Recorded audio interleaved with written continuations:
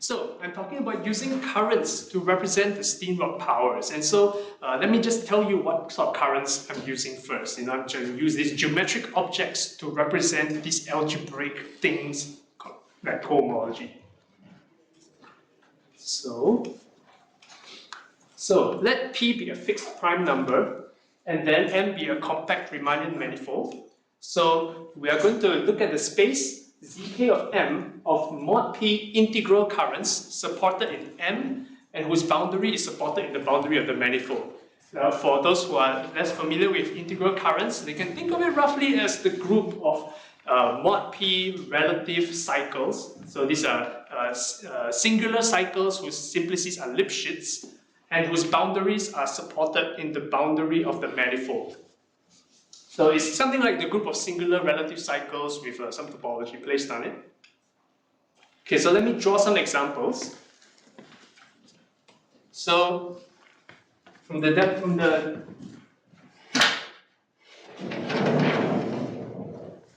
definition will be very clear.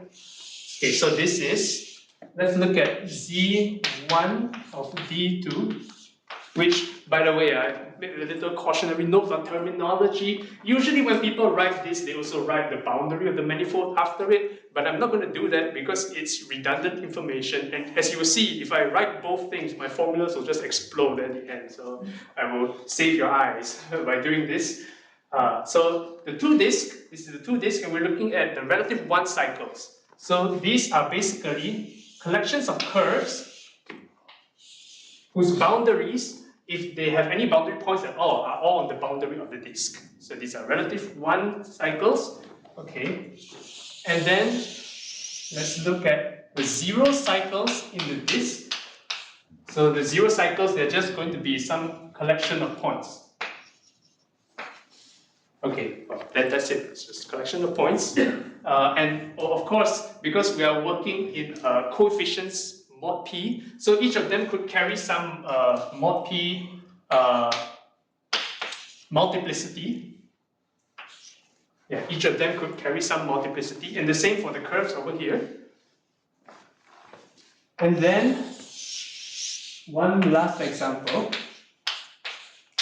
The zero cycles on the circle, these are just points on the circle that are given some multiplicity, like that. Okay. Yes, you have a question? Just wanted to check that I'm understanding this correctly. So, because these are relative cycles, in the disk they can have any multiplicities, but on the circle, the multiplicity should be such that.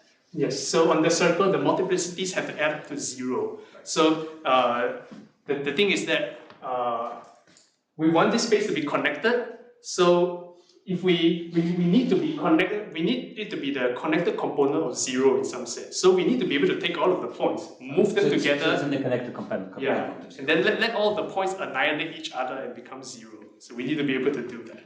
So it's -2 or it's 2? So this will be, if P equals to 5, this is correct.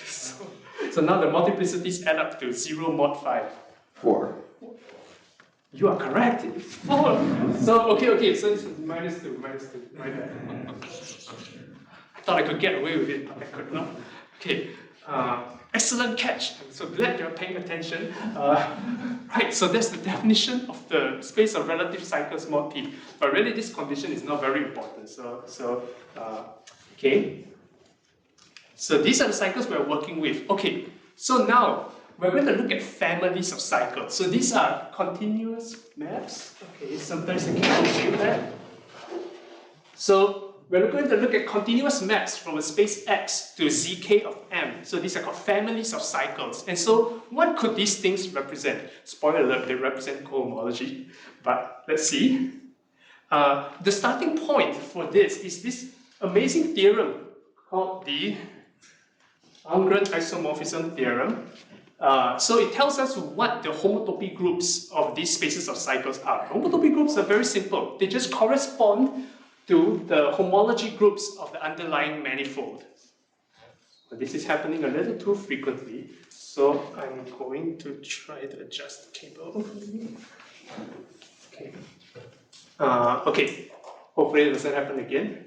And I'm going to move the cursor away. So, if you think about it, so what is this map? Each element of pi I of zk, this is a map from a time sphere to the space of k cycles. So it is an I parameter family of k cycles. So we can glue them together to get a k plus I cycle, and then k plus I cycle is going to represent a homology class, and that's precisely the homology class on the right. So this map is very natural. So in general, if I is 1, then I1 is in general not an abelian group, right? But in this case, it always is. Yeah, in this case, it will be an abelian group. Yeah. Yes, something to do with the fact that this zk is a group, so it's an H space. Right. So let me draw a representative of pi 2 of the 1 cycles on the disk. Okay. So what I want is pi 2 of z1 of d3. Okay. So say d3 is over here.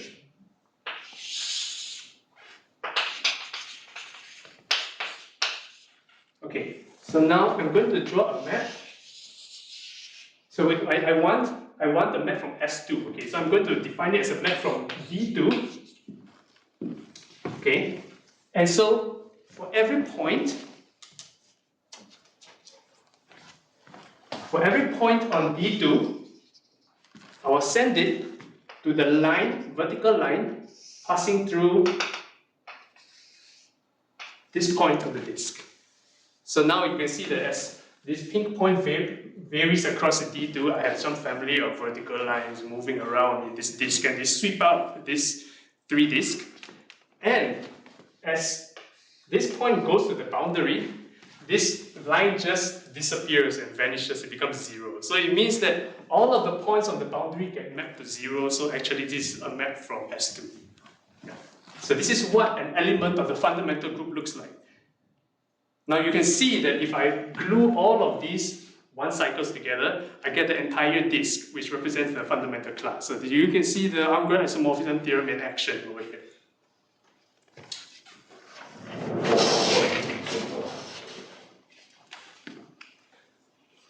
Okay, so now due to this, so let me explain this connection to cohomology, and to do that I need to explain a little bit of notation. So let the bracket of x comma y be the homotopy classes of continuous maps from x to y. Then the Herng isomorphism theorem, together with a theorem from algebraic topology called Brown representability, it implies that the cohomology group is isomorphic to these 2 groups. They are maps from X to a space of cycles on spheres and disks. And here you notice that this works for all k greater than or equal to 0. Because what really matters is the codimension. In both cases, the codimension is equal to n, and that tells you the degree of the cohomology group you're supposed to be representing. So let me just give an example. So, okay, great. What do these representatives of cohomology actually look like? So I'm going to give the example of how to represent the cohomology of a torus. Now, if you attended my 10-minute lightning talk last week during the conference, this will be review for you. Okay, so the T be the torus, and each one of T has 2 generators, alpha and beta, corresponding to the loops of one direction, the loops in the other direction of the torus. And each 2 is generated by the cut product of those 2 generators. Okay, so let's see how to represent those cohomology classes. Okay, so here we have a map F from the torus to the relative 1 cycles on a square. Okay, a square is basically a disk. This is the same thing, but I draw it like that for convenience. So if we parameterize each S1 as an interval 0 to 1, and we identify 0 with 1, then we can say that this map sends S comma T to S cross an interval. So as S comma T varies in the domain, we have a family of vertical lines sweeping out the square. And so this map is supposed to represent a cohomology class in degree 1. And why degree 1? It's because the codimension is equal to 1. It's 1 cycles in a 2-dimensional square. Okay, so to figure out what cohomology class it is, I will tell you how to evaluate it on the first homology of the torus, because evaluating on homology classes is what tells you what a cohomology class is. So let me tell you how to evaluate. So let's evaluate over this red circle in the torus, which represents one of the homology classes, and suppose I parameterize that red circle as S1 times 0. Let's say that's what it is. So let me evaluate the class alpha that was represented by that map on S1 cross 0. To do that, we pick a generic point x comma y in the square, so like this, x comma y there, and then we count as s comma t varies over the red circle, how many of the lines that are generated by this map, how many of them pass through the point that we chose? And the answer is exactly 1, because we get all of the vertical lines and exactly one of them will pass through the point that we had picked. So the answer is equal to 1, and it means that an alpha evaluated on this homology class is equal to 1. Similarly, you can show that if you want to evaluate it on the other homology class, which goes in the other direction, you can use the same logic to show that the evaluation is equal to 0. So this tells you exactly which cohomology class this is supposed to represent. Do you have to count them with sign or somehow everything is positive? Yes, you have to count them with sign. Yeah, you have to look at the orientation of the curve, and then you have to look at the direction it's traveling, and together they will define the orientation of the space. Yes. Could you explain again why the second one is 0? Because it's 0. Yeah. So the second one. So. Yeah. Okay. I can use this space on the board. Okay. So for the second one is 0 cross S1. Okay, so now we are looking at all the points S comma T inside this, which and then we're looking at the vertical lines S times I. Okay, it might be a little hard for some of you to see, so I'm going to move this up. Okay. Now, so this is the other homology class.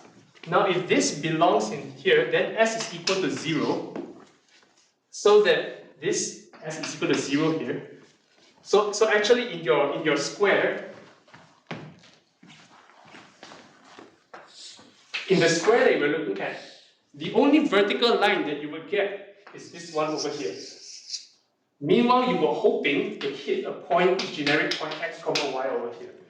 So no matter which point you pick inside this homology class, the line that you get is always stuck on the right side. It will never pass through your point. So the answer is equal to 0. Unless you pick the point to be there. Yeah, of course, this is generic. Yeah, that's why it has to be a generic point. So this map f is constant in T. Sorry? Map f, the way you define it, is constant in T. And alpha was the one that yes, it is constant in T. Yeah.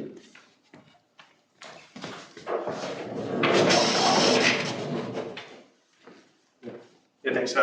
Please interrupt me if you have more questions. Thank you. Okay, yes. So now let's represent the second cohomology of the torus. So we have a map from the torus to the 0 cycles on the square. And this one, the map is very simple. It's just you take S comma T and you send it to the point S comma T. That's it. So this point is supposed to represent the second cohomology because the codimension is 2 over here. And so which class does it represent? We have to evaluate it on the fundamental class of the torus. So the way you evaluate it on the fundamental class is, again, pick a generic point in the square, and then you count how many inputs will give you the output cycle that passes through that point. But the answer has to be exactly 1, because if you pick a point x comma y, there's only the input x comma y will give you that point. So the answer is equal to 1, and so we know that this represents the fundamental cohomology class of the torus. Are there any questions about this example?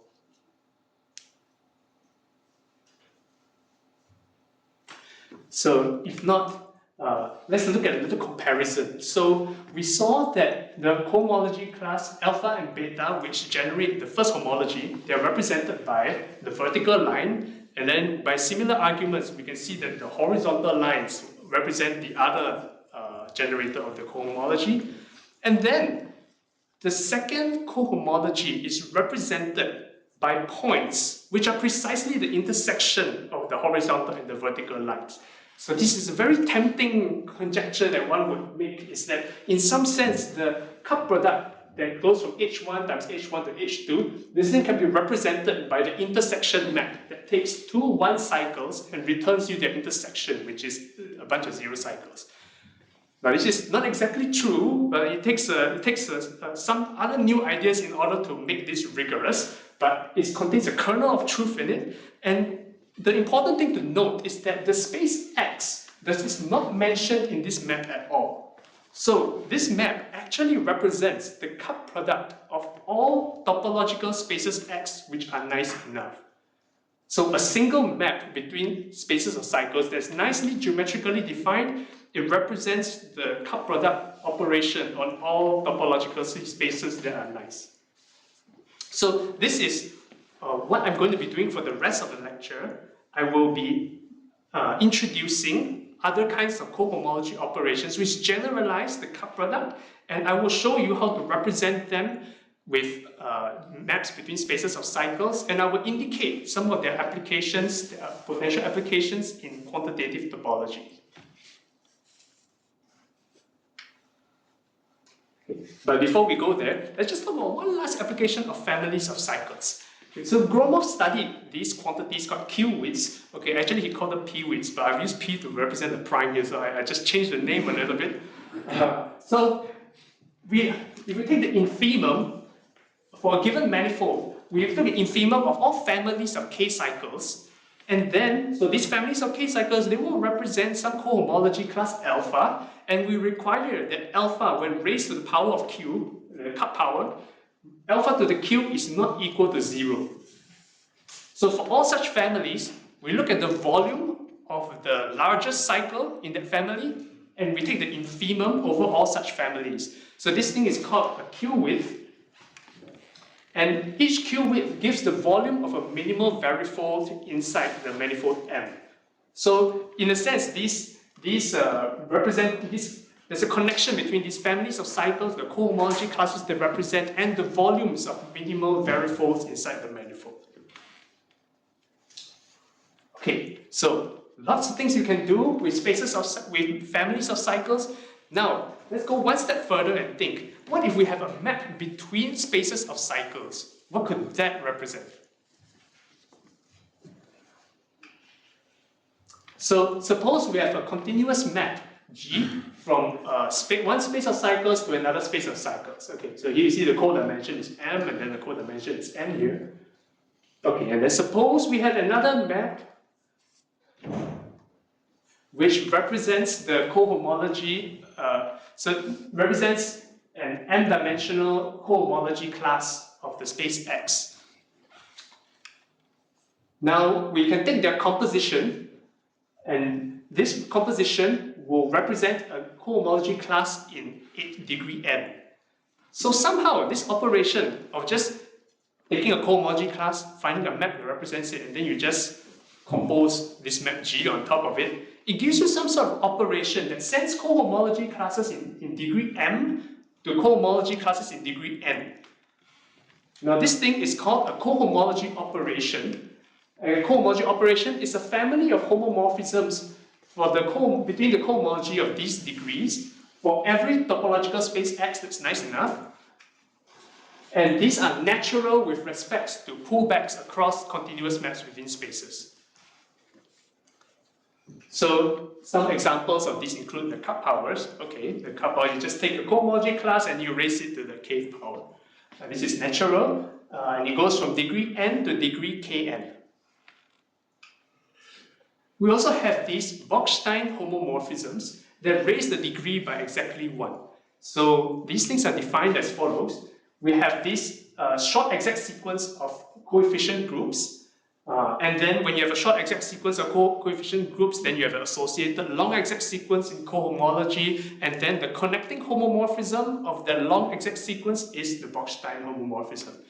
The moral of the story is it's a very algebraic construction, and eventually it comes from the snake lemma. So something so algebraic, how do we represent it geometrically? We will see. And there's one more example of a cohomology operation called a Steenrod power. So it raises degrees in that manner. And these are generalizations of cup powers raised to the index p, for p is the prime. And they satisfy certain Cartan formulas. Now, if I tell you this, it doesn't really give you some intuition about what these things are. And to be honest, it's very difficult to get geometric intuition about these operations. And the best intuition that I have for myself right now about what these operations are is that these are, roughly speaking, related to some mod P characteristic classes of certain fiber bundles. And you can see maybe a little bit of this analogy because this formula is sort of what you see when you look at the Stiefel-Whitney classes of the direct sum of two vector bundles, or you take the Chern class of the direct sum of two complex vector bundles, you get this sort of Cartan formula appearing. So this gives you a hint that this has something to do with fiber bundles.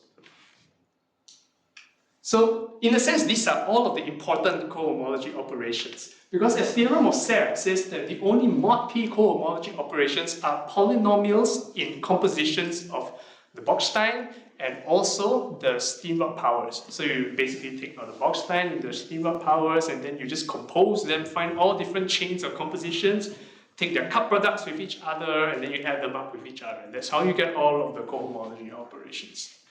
So if I can geometrically represent the Bochstein and the Steenrod powers, I've basically represented all cohomology operations mod P. And just a notational note, when P equals to 2, we have a little bit different notation for these operations. We usually write SQ2i to mean Pi and SQ2i plus 1 to mean Pi with a Bochstein composed after it. And the reason that for doing that is that you get these nice Steenrod squares, which SQK means you raise the degree by k, and now the raising the degree becomes a lot more intuitive. So these things are called the Steenrod powers and the Steenrod squares because they generalize the cup powers and the cup squares respectively. Okay, so why am I giving this talk in a metric geometry seminar? Let me show you where the Steenrod powers have appeared in quantitative topology. So, in analogy with the Q widths that Gromov had studied, so Larry Gould studied widths associated to the Steenrod squares. So, for p equals to 2, now you can define if you have some sequence of indices q1 to qn, you can say, okay, look at all the families of cycles in the disk, and then they represent a cohomology class. And then we require that the cohomology class does not vanish when the sequence of Steenrod squares are applied to it. And then you again look at the volume of the largest cycle in that family, and you take the infimum over all of these families. And again, these are the volumes of minimal varifolds inside the disk. So you get a lot of minimal varifolds, for each combination of such Steenrod squares. And so, by a careful study of the geometry of the Steenrod squares, Larry Gould was able to prove bounds on these volumes. There's something that comes from studying the geometry of the Steenrod squares.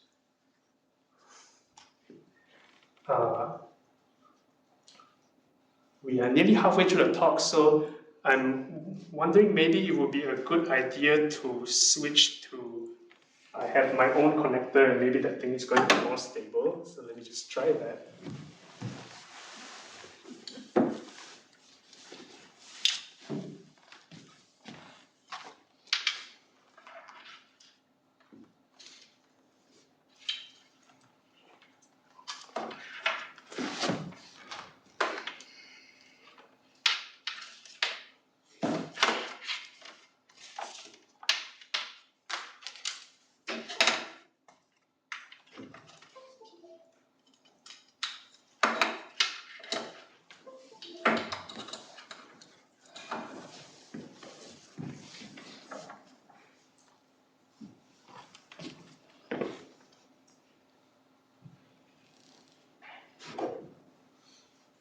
Okay, maybe it was a risk I should not have taken.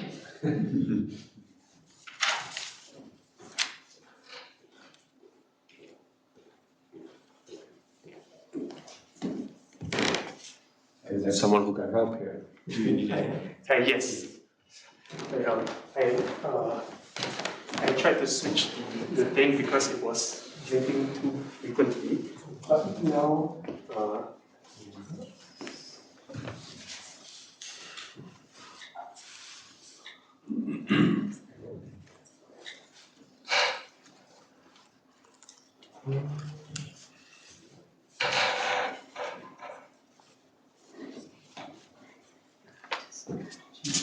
is this one?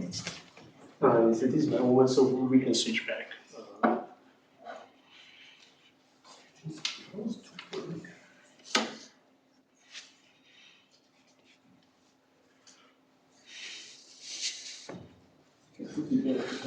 Yeah.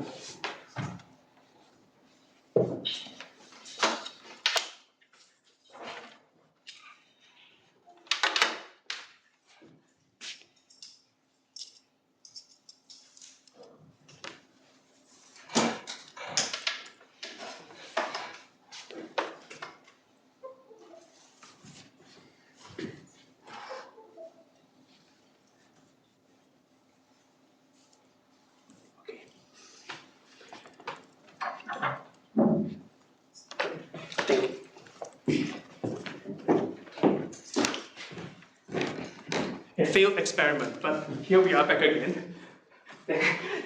Thank you. Another application where the Steenrod powers appear in quantitative geometry is like this. So now if we have a map F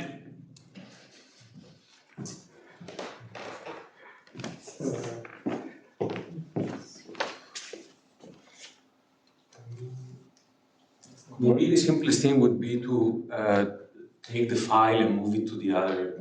It would be easier. Okay. Thank you for uploading it to your Yes, USB. I have a PDF. And do you have a USB? Yeah, I'll get one real quick.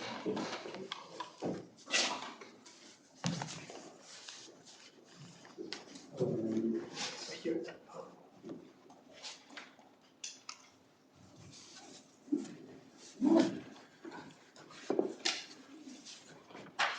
Okay.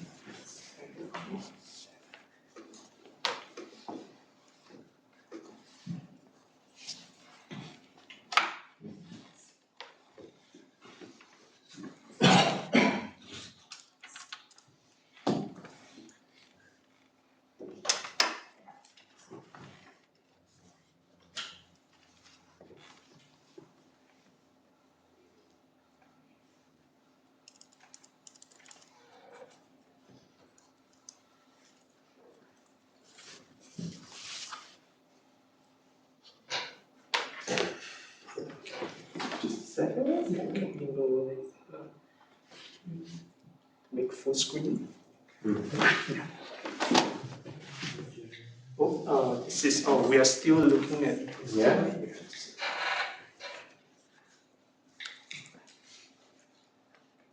Okay.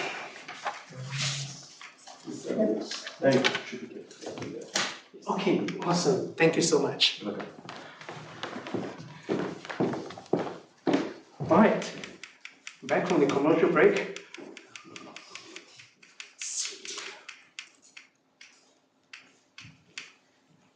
Yes, cohomology operations. Okay, now if we're looking at the geometry of maps between spheres, so let F be a map from Sm minus 1 to Sn, we can study the geometry of this map by looking at the cell complexes you get by, take an M disk and then you just glue it onto the Sn using this map as an attaching map. So you get a complex called XF. So let me go prove that if this complex has any non-trivial Steenrod square inside of it, then the map F, it must dilate k-dimensional volumes by some factor that is not arbitrarily small. So it means that if you have some k-dimensional surface in the domain of F, the image of this surface, its k-dimensional volume must be stretched by this factor C of n for a certain range of k. So I'd like to. So these are where the Steenrod powers have appeared so far, and I'd like to explain where I personally want to apply my understanding of Steenrod powers to quantitative topology. So I want to understand the Lipschitz constants of homotopy groups of spheres. Now, for each element of a homotopy group of sphere, like alpha in pi k of Sn, so let L of alpha be the infimum of its Lipschitz constant. So basically you're saying, okay, I have this class in the homotopy groups of spheres. Okay, what is the minimum possible Lipschitz constant for such a representative of this class? So how efficiently can we represent this? Okay, now if alpha is not equal to 0, then we know that this L of alpha must be greater than or equal to 1. Otherwise, this map is not even surjective. But of course, we are giving the round metric to all of the spheres here. That's what the Lipschitz constant is measured against. So Gromov, using some ideas of Sullivan, proved that these L of alphas, they cannot all be too small. Now, if we look at the set of these classes where L of alpha is less than or equal to lambda, so this is at most a polynomial in lambda. So they cannot all be too small. So these are results from the lower bound side. And so what results can we say about the upper bound? So for the homotopy groups of the spheres, it's very important to distinguish between torsion elements and non-torsion elements. The non-torsion generators, they only come from these 2 degrees, and they have explicit representatives, so it's relatively straightforward to try to bound what their Lipschitz constants are. The problem, the hard part, is the torsion groups. But since the torsion groups are finite due to the result of Serre, we can define this quantity L tors, which is basically you take the torsion elements of pi k of Sn, and then you look at the Lipschitz constants of all the elements, and then you say what is the maximum one. This quantity is a finite quantity, and then it's basically saying, once you know what this quantity is, you know that every element of pi k of Sn can be represented by something whose Lipschitz constant is at most this number.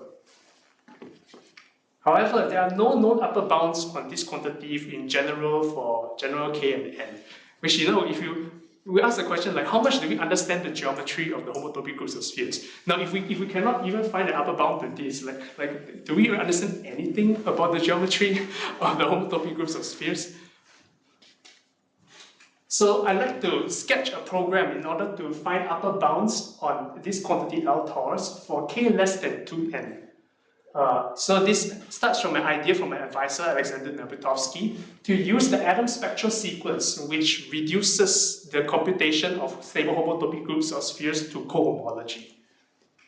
So to roughly explain what this is, I should say, explain a little notion called the p-localization of a sphere. So this is some modification of the sphere so that its homotopy groups are precisely the homotopy groups of a sphere tensored with the p-adic integers. And this isolates the p-torsion part, basically the p-torsion part of the homotopy groups of the spheres. And the p-localization of Sn can be obtained by gluing together spaces of cycles by maps between spaces of cycles which represent the Bochstein homomorphisms and the Steenrod powers. This is, for the experts of algebraic topology, this is related to the Adams filtration, which is something like a Whitehead tower. And so here's a 2-step program to find these bounds. The first step is to represent the Bochstein homomorphism and the Steenrod powers by geometrically explicit maps between spaces of cycles.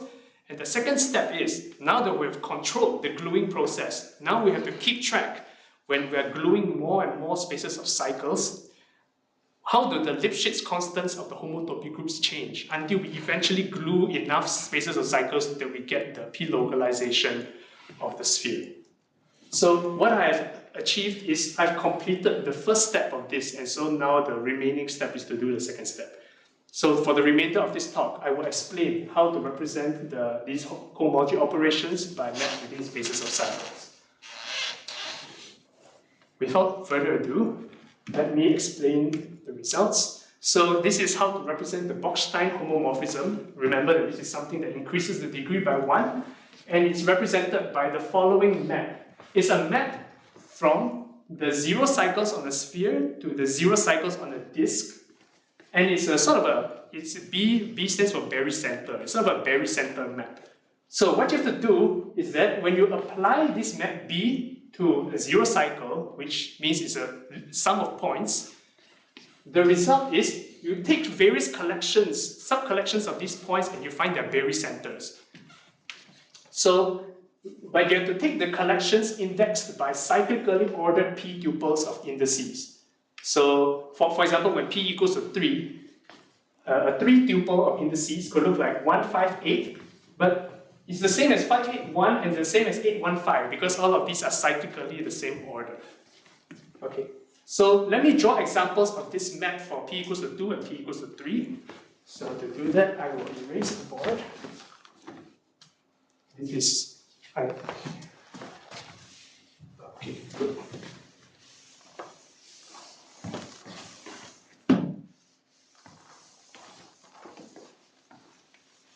So what does it mean that 158 is equal to 581 equal to 815?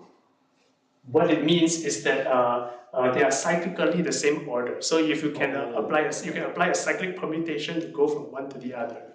Then So you sum over non-cyclic or cyclic? over cyclic permutations. Oh, okay. Yeah. So let me give an example.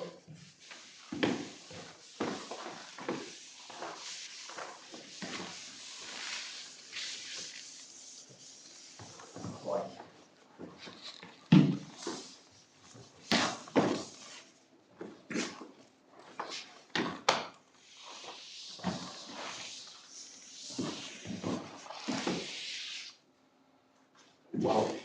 Think you're good? Yeah, there's like no water in this bucket. So what I will use the cloth to erase, I guess. Yeah, that works. I think things are erased enough. I can erase it a little more.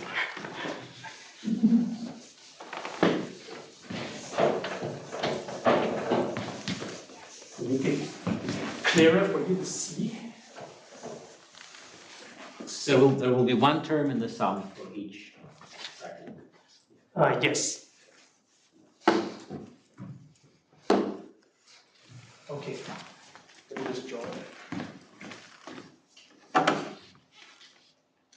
I will wait for that to dry while I draw the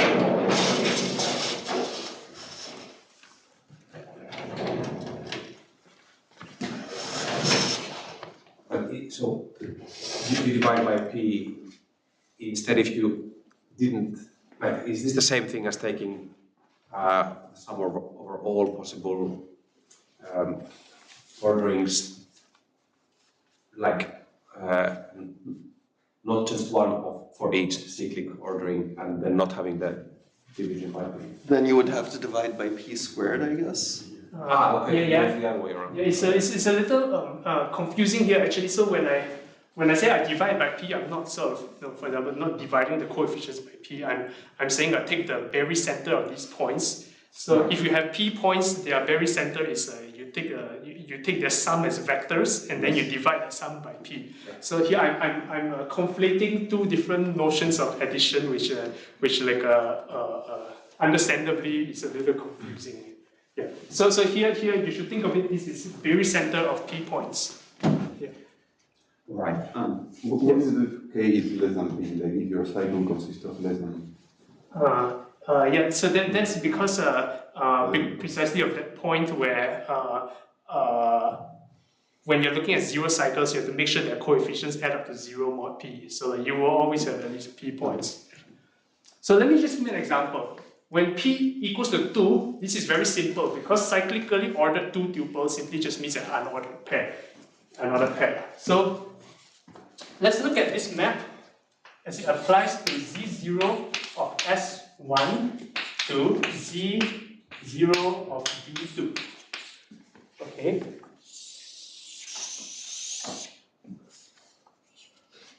Okay, so this is S1 and then this is D2. So suppose that I have some 4 points like this. So I have to take all unordered pairs of these points and find the midpoints of each unordered pair. So it means I have to draw these lines.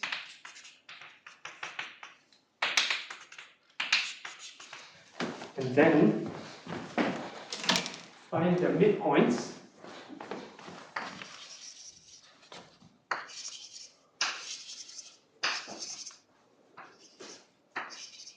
And then I draw these midpoints on the disk.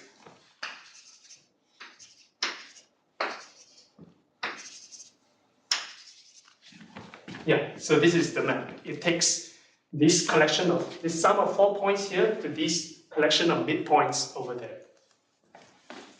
Okay, so this is for p equals to 2. So when p equals to 3, something a little more interesting happens.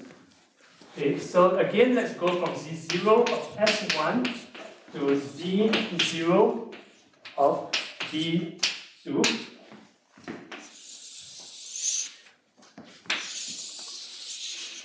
Okay, so here, suppose we have 1 point, 2 point, 3 points. Let's call them x1, x2, and x3. Okay, so now I have to look at all cyclic orderings of the indices 1, 2, 3. So I'm going to just list them out now.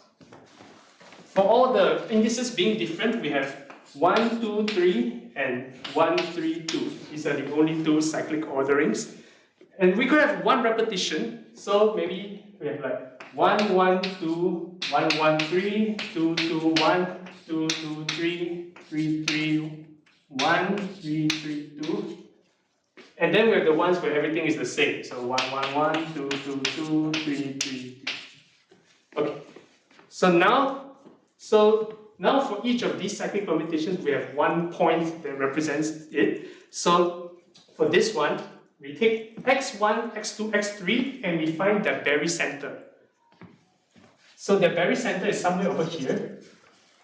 But we have to find it 2 times because there are 2 cyclic orderings over here. So this barycenter carries a weight of 2. So now let's look at these. So barycenter 1, 1, 2. So I have to find the barycenter of x1 and x1 and x2. So that is precisely on this line over here, the point over here which divides it in a 2:1 ratio. And similarly, 2, 2, 1 is going to give me the other point over here. So to find the remaining ones, we draw this triangle, and then we have the remaining points.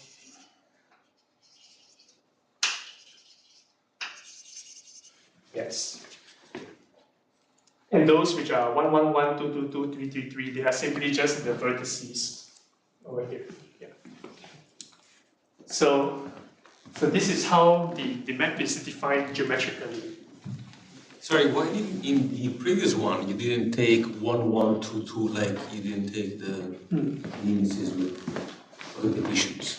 Yeah, so for example, this is x1, this is x2, x3, and x4. So we are trying to look at cyclic 2 tuples of indices. So for example, one cyclic tuple is 1, 2. Right, but 1, 1 is also a cyclic 2. I see what you mean, yeah. Yes, actually, the points when you have a point on the boundary, it's actually equal to 0. Just like how when you're talking about the group of singular relative cycles, if you have a cycle supported in the boundary, it's actually equal to 0. So that's actually why that point doesn't really matter. Yeah, it's a good catch. Yeah. Are there other questions about this construction? Yeah. So now let me sketch a proof of why this is equal to why this represents the Botstein homomorphism. Okay, so let's do it for a very simple case. Yeah, so for p equals to 2, and then this is the midpoint map that goes from z0 of s1 to z0 of d2. Okay, so by some algebraic topology, one can reduce this to proving the fact that this map B, it represents a cohomology class in the Z0 of S1, and we have to show that the cohomology class is not equal to 0. That will be enough. So to show that it's not equal to 0, what we have to do is to evaluate it on a homology class and show that it is not equal to 0 on that. And we know how to evaluate these maps on homology classes. We do the same thing. It's a counting argument. What matters is that we have to choose the cycle very carefully so that this calculation becomes very nice and geometric. So we choose the cycle A, which is equal to the set of unordered pairs in S1. And then we take the closure of that. So that is a 2 cycle in Z0 of S1. And so to evaluate the map B on this A, we have to pick a generic point in the disk. So, generic point in the disk, B, and then we have to count how many unordered pairs in the circle are there whose midpoint is equal to this point. And actually the answer is there's exactly 1 point. So there's exactly 1 pair. It's made of these 2 points. This unordered pair xy is the only one that will give us this midpoint over here. So because of that, the cohomology class evaluated on this cycle is equal to 1, and so it means that this the cohomology operation is non-trivial, and the only non-trivial cohomology operation between these 2 degrees can be shown that it has to be the Bochstein homomorphism.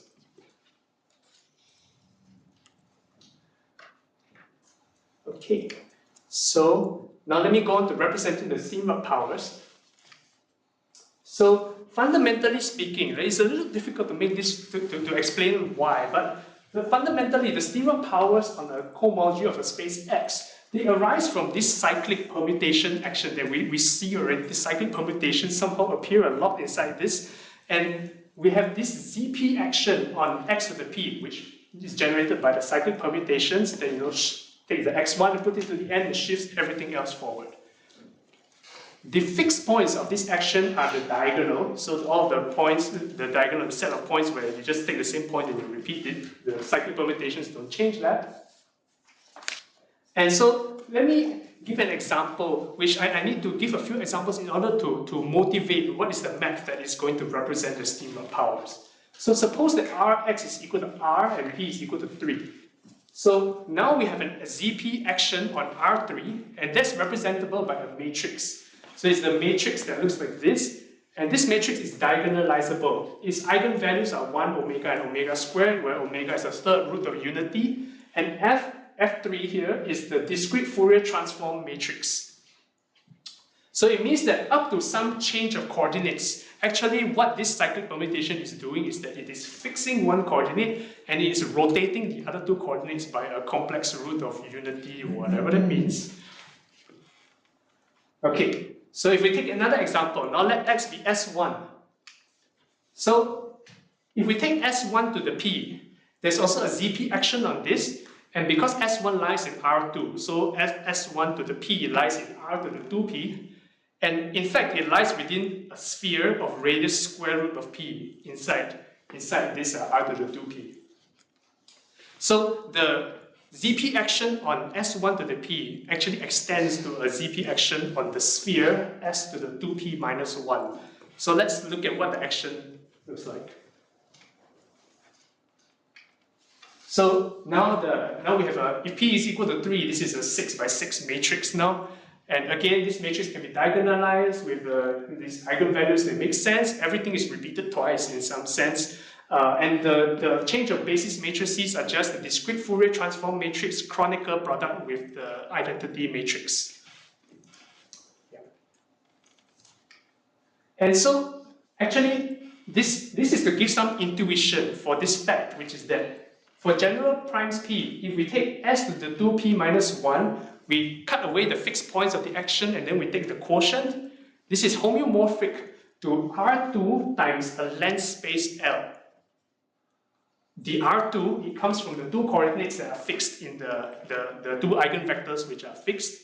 And then the length space, it comes from, because you know the length space is basically you take a sphere and then you take its complex coordinates and you rotate them by roots of unity. That's the definition of a length space. So this is not quite the same situation as this, but this is just to motivate why we have a length space popping out of here.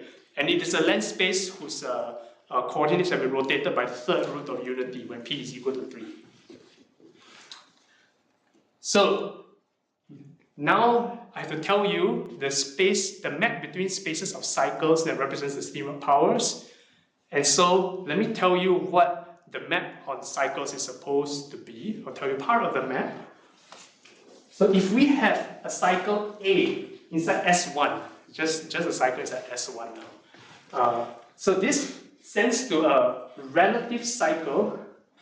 We take A and then we Cartesian product it with itself, A to the P, and then we delete the fixed points. So first, A to the P, it lies inside S1 to the P, so it lies inside this S2P minus 1. And then we delete the fixed points, and then we take the quotient by the ZP action, and this, by this homeomorphism, is now a relative cycle living inside R2 times L now. And in particular, this sends a K cycle to a PK cycle. It multiplies the dimension by P, because you've taken the Cartesian product with itself P times. Okay, so this generalizes to cycles in spheres of higher dimension, and it gives you this map now. So this is my theorem, which I put theorem in scare quotes because I'm pretty sure this is true, but I'm just writing down all the details right now. So we have a more complicated length space, but the Steenrod power is represented by this composite map, where the first map is, roughly speaking, what I have just mentioned. You have to take a cycle, and then you take the P power of the cycle, and then you quotient out by the ZP action. And then the second map, it arises from the representation of the cohomology of length spaces. They have very nice formulas too, but unfortunately I don't have time to tell you what they are. But trust me on the fact that they're geometrically nice as well. So now you have the composition of two geometrically nice maps. So what's D of Rn plus 1 plus 1? Yes, so Rn plus 1 times L, you can think of this as a trivial rank n plus 1 vector bundle over L, and D represents the disk bundle. So it means the first coordinate are vectors whose length are at most 1. So then now that becomes a compact Riemannian manifold that we can find relative cycles on. Yeah. Okay, the proof of this theorem is using the ZP equivariant cohomology construction of the Steenrod powers, which I will not go through here, but I will state the P equals to 2 version of this theorem, which has a more geometric proof, which is easier to explain. So the P equals to 2 analog of this theorem says that the Steenrod squares can be represented by the similar kind of composite map. Here a length space has been replaced by the real projective spaces, which is the analog when P equal to 2, that's the analog. And the nice thing about this is that when we apply the Steenrod square map, which I denoted by ST of I, when we apply it to affine cycles, which are intersections of spheres with affine subspaces, the result is very nice formula that you see, like, okay, so you apply to V intersection of a sphere. Now you look at all of the lines L in the R to the n plus 1 that are parallel to this V, and then you take orthogonal complements of that, and then you take Cartesian powers of that, and you take unions over families. It's a very geometric formula. It takes a little while to wrap your head around it. Yeah, this is this formula and this nice geometry. It helps us to prove that this thing actually represents the Steenrod squares. And I cannot present the full details, but let me give a very rough indication of why this is true. So the starting point is recalling that when you are looking at the theory of real vector bundles, actually the Stiefel-Whitney classes can be defined using the Steenrod square. So if you have the form class of a real vector bundle, if you apply SQI to that, this thing corresponds to, under the form isomorphism, to the ith Stiefel-Whitney class. Yeah, so you just applying the Steenrod squares to the form class generates all the Stiefel-Whitney classes. If you're not very familiar with Stiefel-Whitney classes, that's okay. The amazing thing is that this goes in the other direction as well. Actually, the Steenrod squares are also determined completely in some sense by Stiefel-Whitney classes. So it suffices to prove that the map that we defined defines the correct Stiefel-Whitney classes on vector bundles. If we use those maps to define Stiefel-Whitney classes for every vector bundle, they actually define the correct Stiefel-Whitney classes. We just have to verify that.